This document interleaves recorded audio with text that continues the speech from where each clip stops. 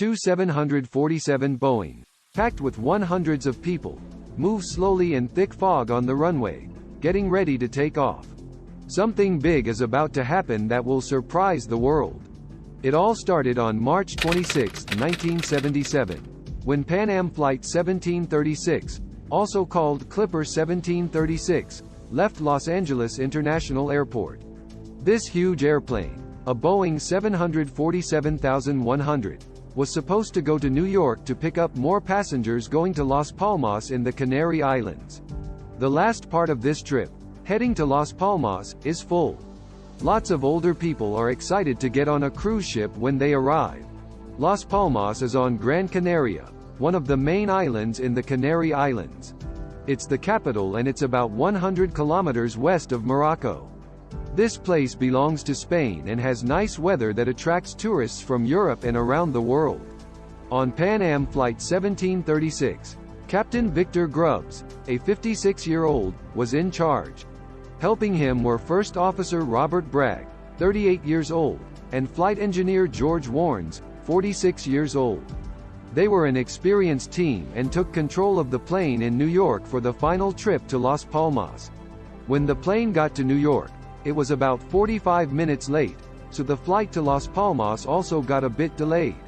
At 7:42, Clipper 1736 left JFK International Airport in New York and started flying over the Atlantic toward Las Palmas.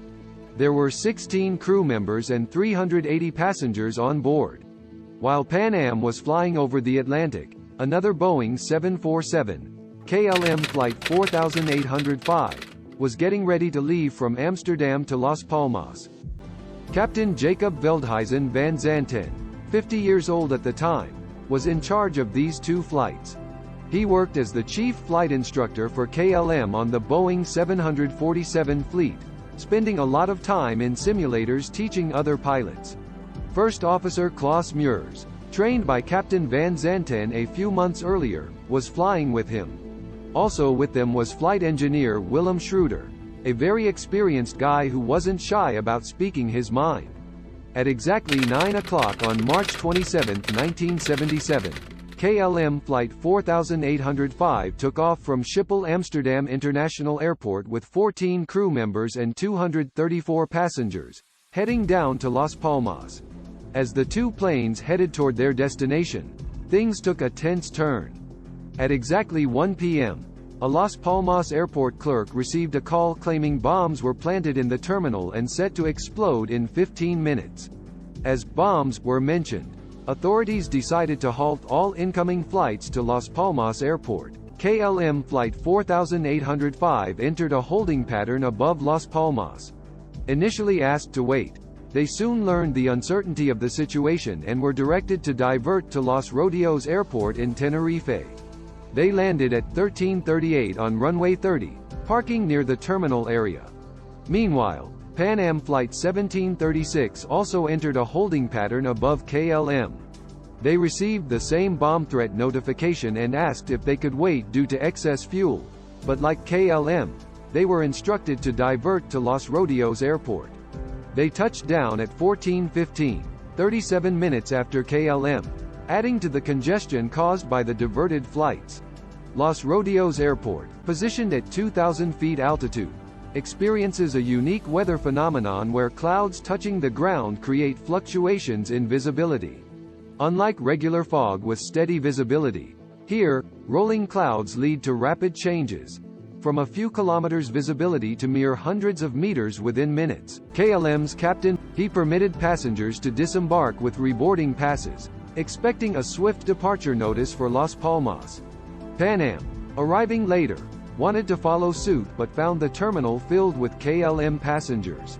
Opting to keep their passengers on board, Captain Van Zanten, deciding to minimize the ground time in Las Palmas, initiated refueling. Moments later, news arrived that Las Palmas had reopened. However, lower clouds from the hills reduced visibility gradually. Meanwhile, Captain Grubbs of Pan Am sought clearance for departure upon hearing Las Palmas had reopened, but due to KLM's refueling, there wasn't enough space for maneuvering his jet past the KLM plane to reach the runway. By 16:45, KLM finished refueling, and as the crew finalized pre-flight checks, Captain Van Zanten received the last bits of paperwork in the cockpit, preparing for departure. Concurrently, Pan Am Flight 1736 received startup clearance, started their engines, and requested taxi clearance. Captain Grubb suggested to his crew to stay off the runway until KLM departed, but this communication wasn't relayed to air traffic control due to several incoming radio calls and a frequency change. At the end of the runway, KLM Flight 8504 completed its turn, aligning for takeoff. Captain Van Zanten began advancing thrust, halted by First Officer Muirs, reminding him they lacked clearance. After confirming readiness with air traffic control, KLM requested clearance for takeoff, approaching the critical moment at 17 hours 6 minutes and 11 seconds.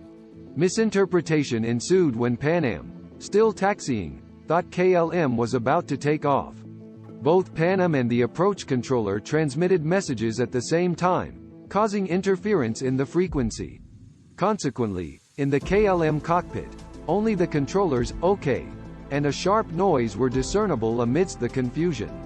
As these messages echoed over the radio, the KLM aircraft accelerated down the runway, 17 hours 6 minutes and 30 seconds. Schroeder leaned forward, questioning if Pan Am was clear of the runway. Van Zanten, firmly and mistakenly, affirmed that Pan Am was clear. Meanwhile, Captain Grubbs from Pan Am spotted the KLM's headlights, initially assuming they were stationary. Realizing the looming danger, he veered left, attempting to steer onto the grass to evade the approaching 747. In the KLM cockpit, just preparing to rotate for takeoff, Captain Van Zanten suddenly observed the turning Pan Am 747 ahead. He yanked the controls back, causing a tail strike and uttering a Dutch profanity as the KLM briefly became airborne, seconds before the crash. The KLM's right-wing engine gouged into Pan Am's first-class area, causing catastrophic damage. Pan Am's landing gear ripped through, severing the tail and fin, leading to a devastating collision. The KLM aircraft, without landing gear, slid along the runway, veering slightly to the right before a fire erupted, resulting in the tragic loss of all 248 passengers and crew aboard the KLM jet. Of the 396 passengers on board Pan Am, only 61 managed to survive.